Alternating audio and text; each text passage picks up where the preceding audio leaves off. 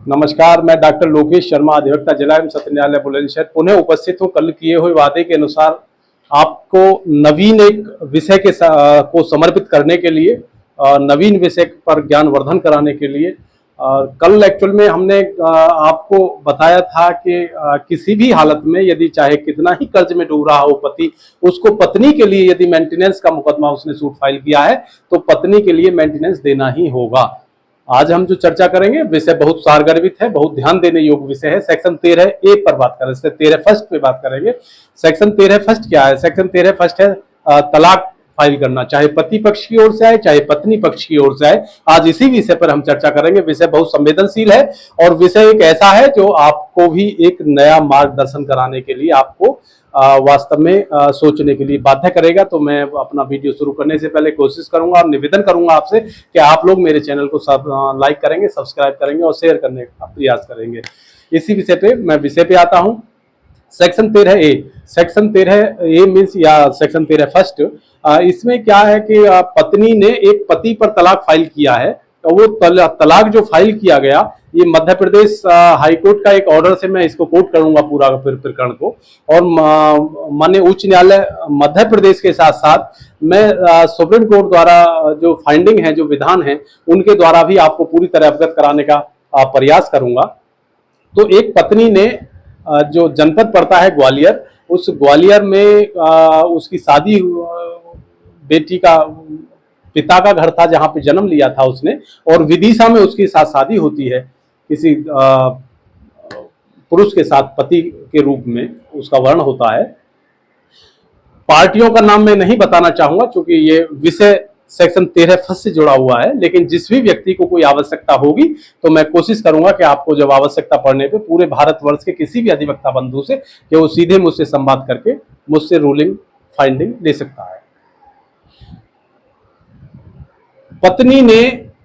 एक उसकी शादी होती है किसी लड़की की,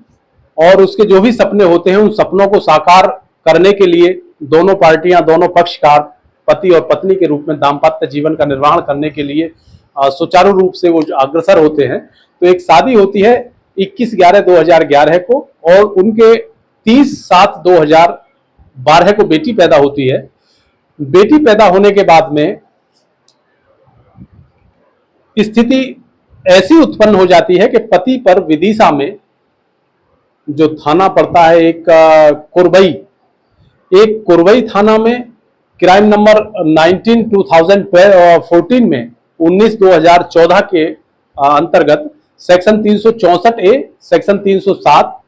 147, 148, 149 आईपीसी में मुकदमा दर्ज हो जाता है। इसी के साथ साथ एक दूसरा मुकदमा और दर्ज होता है पति पर, वो क्राइम नंबर 252/2017 में, वो 14 में हुआ था, वो भी ट्रायल चल रहा है। और 2017 में एक दूसरा क्राइम नंबर जो महाराजपुरा जनपद विदिशा में थाना पड़ता था, उसमें फिर दोबारा से हो जाता है, और उसमें section 323, 302, 307 IPC and 25/27 arms act में मुकदमा दर्ज हुआ। इस मुकदमे में दौरान विचारण सजा आजीवन कारावास की हो जाती है पति को। शादी का ज्यादा लंबा कार्यकाल नहीं हुआ था, केवल एक बेटी थी।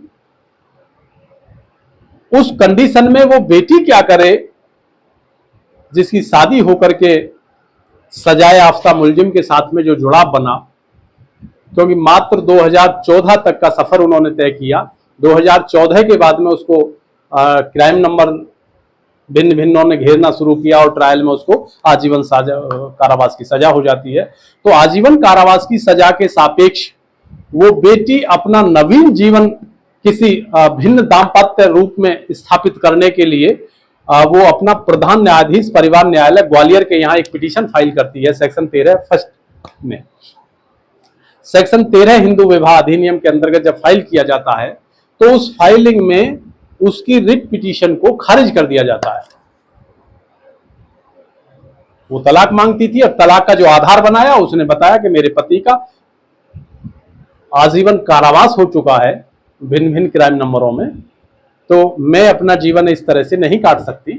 तो लिहाजा मुझे तलाक दिया जावे। तलाक उन्होंने खारिज कर दिया। उस खारिज तलाक की कॉपी डिग्री के साथ में वो 9/11/2023 को खारिज हुआ। तो 9/11/2023 को उसकी कॉपी को लेकर के वो सीधे माननीय उच्च न्यायालय ग्वालियर चली जाती है और ग्वालियर में जो पारित आदेश हुआ है वो इतना आनंददायक पारित हुआ, वो इतना सारगर्भित और दिशा देने वाला पारित हुआ। उसमें ऑनरेबल जज साहब ने, जो न्यायमूर्ति थे, उन्होंने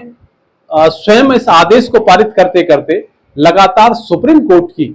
3 फाइंडिंगों का हवाला देते हुए, 2 सुप्रीम कोर्ट की और 1 हाई कोर्ट की, स्वाति बनाम अरविंद मुदगल माननीय उच्च न्यायालय दिल्ली और सावित्री पांडे वर्सेस प्रेमचंद पांडे SCC 73 और शिव शंकरन वर्सेस सैंथी मिनाल 2022 को कोट करते हुए एक आर्डर पास किया। और जो आर्डर पास किया ये इतना अच्छा आर्डर था, एक नई दिशा देने वाला, एक नया विधान पारित करने वाला एक आर्डर पास हुआ। उस आर्डर में ये उन्होंने उल्लिखित किया कि यदि पति को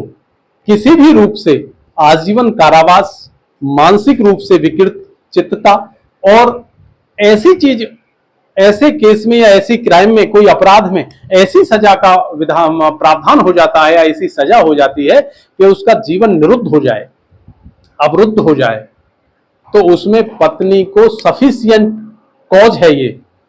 मीन्स पत्नी के पास पर्याप्त आधार है तलाक का। तो मेरा कहने का भाव केवल और केवल पूरी रूलिंग्स के माध्यम से, और जो मैंने 2 फाइंडिंग आपको सुप्रीम कोर्ट की शिवशंकरन बनाम सैंथी मनाल और सावित्री पांडे वर्सेस प्रेमचंद पांडे, ये सुप्रीम कोर्ट की बनाई है, इन्होंने दोनों ने भी यही कोट किया है टोटल। और स्वाति बनाम अरविंद मुदगल में जो माननीय उच्च न्यायालय दिल्ली द्वारा पारित किया गया है, उसमें भी 100% पति और पत्नी के संबंध को